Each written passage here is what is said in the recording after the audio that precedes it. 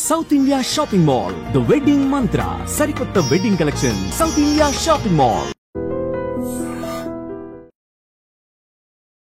ఇక్కడ నల్గొండ జిల్లాలో ఉన్న యూట్యూబరు పాకిస్తాన్ ఎందుకు వెళ్ళాడు?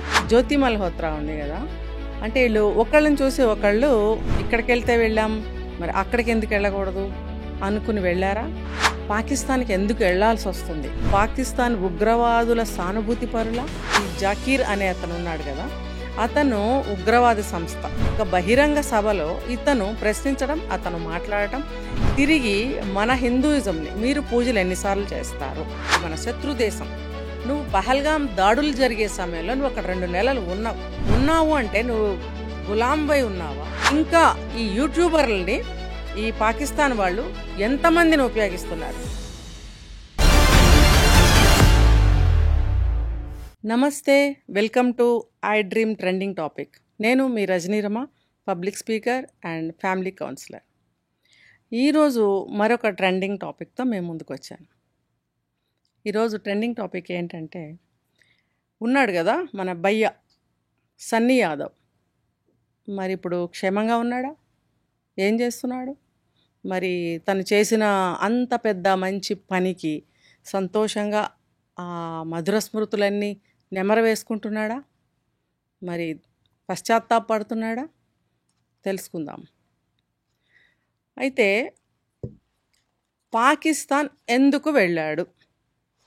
ఇక్కడ నల్గొండ జిల్లాలో ఉన్న యూట్యూబరు చేసుకుంటున్నావు, నువ్వు చక్కగా చేసుకో, మంచి మంచి వీడియోస్ చేస్తున్నావు, అందరికీ ప్రపంచవ్యాప్తంగా అందరికీ అన్ని విషయాలు చూపిస్తున్నావు, మంచి మంచి విషయాలు తెలియజేస్తున్నావు, చాలా బాగుంది. అంటే ఈయన సిస్టర్ జ్యోతి మల్హోత్రా ఉంది కదా, అంటే వీళ్ళు ఒకళ్ళని చూసి ఒకళ్ళు మనం ఇక్కడికి వెళ్తే వెళ్ళాం, మరి అక్కడికి ఎందుకు వెళ్ళకూడదు అనుకుని వెళ్ళారా? లేకపోతే ఎవరైనా వీళ్ళని ఇన్ఫ్లుయెన్స్ చేసి పిలిచారా? ఇవన్నీ ఇప్పుడు తేలనున్నాయన్నమాట. ఇప్పుడు జ్యోతి మల్హోత్రా గురించి మనకు తెలిసినప్పుడు ఎంతో ఆశ్చర్యపోయాం. అరే, ఒక ఆడపిల్ల ఇంత చక్కగా మంచిగా వీడియోస్ చేస్తుంది, మనకి ప్రపంచవ్యాప్తంగా అన్ని విషయాలు తెలియజేస్తుంది, ఈ రోజుల్లో ఆడపిల్లలు అన్నిట్లో సమానం అన్నందుకు ఆ నిరూపణగా ఈ అమ్మాయి దేశాలు తిరుగుతూ అన్నీ మనకు తెలియజేస్తుంది అనుకున్న తరుణంలో మనకి ఈ సన్నీ యాదవ్ కూడా ఇలాగే మంచి మంచి వీడియోస్ చేస్తున్నాడని ఆనందపడే సమయంలో ఏం జరుగుతుంది? పాకిస్తాన్కి ఎందుకు వెళ్లాల్సి వస్తుంది? వీళ్ళు పాకిస్తాన్ ఉగ్రవాదుల సానుభూతి పరులా, లేకపోతే వీళ్ళు ఎందుకు వెళ్తున్నారు? వీళ్ళకి వాళ్ళతో ఉగ్రవాదులతో ఏమన్నా సంబంధాలు ఉన్నాయా? ఐఎస్ఐ వాళ్ళతో ఏమన్నా కనెక్షన్స్ ఉన్నాయా? లేకపోతే మనకి ఇండియన్ ఆర్మీ గురించి కానీ మన దేశం గురించి కానీ ఒక ఇంపార్టెంట్ సమాచారాన్ని ఏమన్నా తెలియజేస్తున్నారా?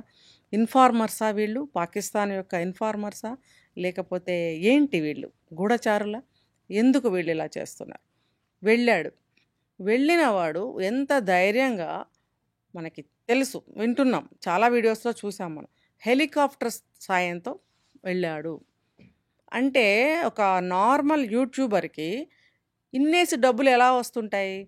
మరి ఇతను ఎలా సంపాదించాడు? ఇతనికి ఎక్కడి నుంచి వస్తున్నాయి? ఇవన్నీ మనం ఆలోచింపదగ్గ విషయాలు. మరి డైరెక్ట్గా పాకిస్తాన్ యూనివర్సిటీ ఆఫ్ టెక్నాలజీకి వెళ్ళాడు అంటే ముందుగా అనుకోకుండానే వెళ్ళాడా? అప్పటికప్పుడు వెళ్తే ఎంట్రీ ఇచ్చేస్తారా? అసలు నువ్వెవరు, ఎందుకు వచ్చావు అని అడగరా? మరి వెళ్ళాడు, అక్కడ తను ఏదో ప్రజెంటేషన్ చేశాడు. ఎందుకు చేయాల్సి వచ్చింది? ముందుగానే అన్నీ మాట్లాడుకున్నాడు వాళ్ళతోటి, వాళ్ళు రమ్మంటేనే వెళ్తారు ఎవరైనా. అటువంటి యూనివర్సిటీలో ఎవరికి కూడా ప్రవేశాలు ఉండవు. వెళ్ళాడు చేశాడు. తర్వాత అక్కడి నుంచి అబోటాబాద్ అంటే పిఓకేకి దగ్గరగా ఉన్న ప్రాంతం, అది ఒసామా బిన్ లాడెన్ ఉండే స్థావరం ఒకప్పుడు.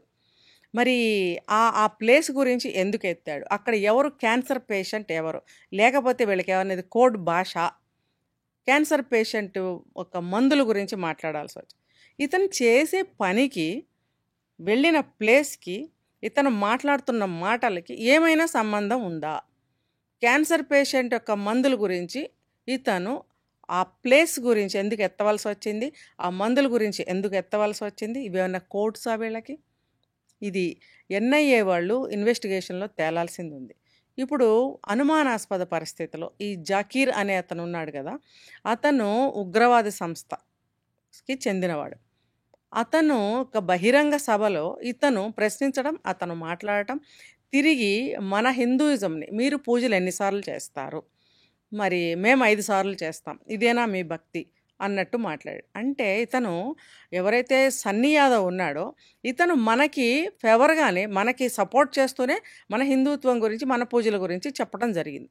కానీ ఈ ప్రతి మంచిలో నుంచి ఒక చెడుని బయటకు తీసే వ్యక్తులు ఉంటారు. 10 మంచి చేసినా కూడా గుర్తుపట్టరు. ఒకటి చిన్నది ఏదన్నా తేడా వస్తే అది పట్టుకుని లాగి, పీకి మనల్ని అవమానం చేస్తారు. సో, మీరు ఎన్ని సార్లు గుడికెళ్తారు? ఎన్ని సార్లు మీ పుస్తకాలు చదువుతారు? భగవద్గీత గాని, ఇంకోటి గాని. మేమైతే 5 సార్లు నమాజ్ చేస్తాము అని అక్కడ ఎందుకు అనవలసొచ్చింది?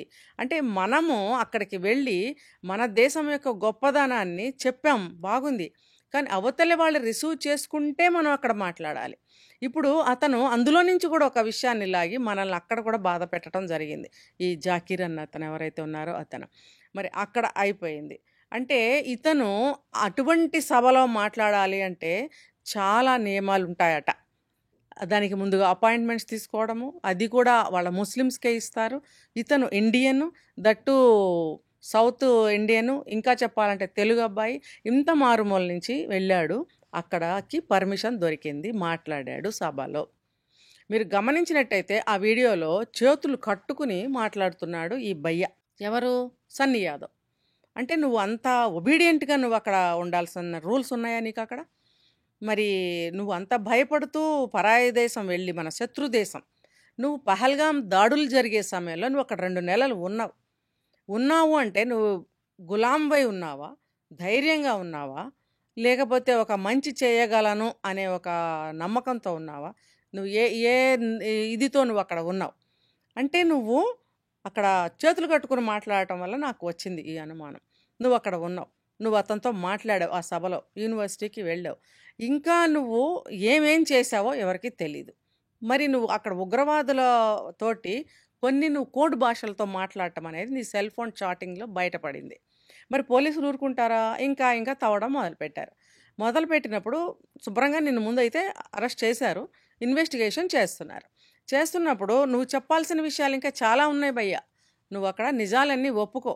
నువ్వు ఎందుకెళ్ళాల్సొచ్చింది? నువ్వు నువ్వు నీకు ఎన్ని డబ్బులు నువ్వు తీసుకుంటున్నావు? నువ్వు అక్కడ ఇంకా ఏమేమి కుట్రలు చేస్తున్నావు వాళ్ళతో చేరి? అంటే నువ్వు ఒక దేశద్రోహివని ఇప్పటికే నిరూపణ అయిపోయింది. అంటే నువ్వు కన్న దేశానికి, మాతృదేశానికి నువ్వు ద్రోహం చేయడానికి వెళ్ళావా? లేకపోతే నిస్సహాయ స్థితిలో ఇరుక్కుపోయావా? ఇప్పుడు ఈ ఎన్ఐఏ వాళ్ళు చేస్తున్నటువంటి ఇంట్రాగేషన్‌లో ఇంకా చాలా తేలాల్సినున్నాయి. నిగ్గు తేలుస్తారు. ఇప్పుడు మెల్లమెల్లగా ఒక్కొక్కటి బయటకు తీస్తున్నారు. అది ఎవరెవరితో మాట్లాడాడు? అబూటాబాద్ ప్లేస్ పేరెందుకు ఎత్తాడు? ఆ క్యాన్సర్ పేషెంట్ ఏంటి? ఆ మందులేంటి? ఇవన్నీ కోడ్ భాషలైతే కనుక అవన్నీ కూడా తేలుస్తారు. ఎన్ఐఏ అంటే సామాన్య డిపార్ట్మెంట్ కాదు. నువ్వు అందులో ఇరుక్కున్నావు. నేను ఈ ఈ సన్నీ యాదవ్‌ని, ఈ జ్యోతి మల్హోత్రాని కలిపి ఇంట్రాగేషన్ అనేది ఇప్పుడు చేయటం జరుగుతుంది. బహుశా వేరు సెల్స్‌లో పెట్టి, వేరు ప్లేసుల్లో పెట్టి వీళ్ళని ఇంట్రాగేషన్ చేస్తూ ఉండొచ్చు. అయితే ఇటువంటి దేశద్రోహుల్ని ఇంకా ఇంట్రాగేషన్ చేసి మరిన్ని విషయాలు, మరిన్ని ఆచూకీలు అతని ద్వారా వీళ్ళు ఎన్ఐఏ వాళ్ళు రాబడతారు. రాబట్టిన తర్వాత అతను చేసిన పనులేంటి, చేస్తున్న కార్యక్రమాలేంటి, ఇవన్నీ కూడా బయటకు రావాల్సిందుంది. త్వరలోనే అవన్నీ తేలుస్తారు. ఇంకా ఈ యూట్యూబర్లని ఈ పాకిస్తాన్ వాళ్ళు ఎంతమందిని ఉపయోగిస్తున్నారు? యూట్యూబర్లు వీళ్ళకి ఒక మీడియేటర్లుగా ఉపయోగించుకోవచ్చని ఒక గొప్ప ఐడియా వాళ్ళకొచ్చింది. మన వాళ్ళు అలాగే ట్రాప్ అయ్యారు.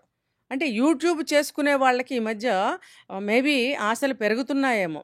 అంటే ఇక్కడే కాదు, మన పక్క రాష్ట్రమే కాదు, అనేక దేశాలు తిరిగితే మనకింకా మంచి సెలబ్రిటీస్ అవుతాము. మనం ఇంకా బాగా మనీ సంపాదించొచ్చు. అంటే వీళ్ళకి బోలెడంత మనీలు కూడా సంపాదిస్తున్నారు. ఎలా సంపాదిస్తున్నారు? అంటే వీళ్ళు ఏదో ఒక ఇలాంటి వాటి కింద ఇరుక్కుని ఎవరో ఒకళ్ళ చేతి కింద లొంగిపోయి, అంటే ఇలాంటి పనులు చేస్తున్నారా? డబ్బు కోసం చేస్తున్నారా? దేశద్రోహం చేయొచ్చా అనేది మీకు అర్థం కావట్లేదా? ఈ యూట్యూబర్స్ ఎవరైతే వీళ్ళు జ్యోతి మల్హోత్రా, ఈ సన్నీ యాదవ్ ఉన్నారో వాళ్ళకి నేను ఈ ప్రశ్న వేస్తున్నాను.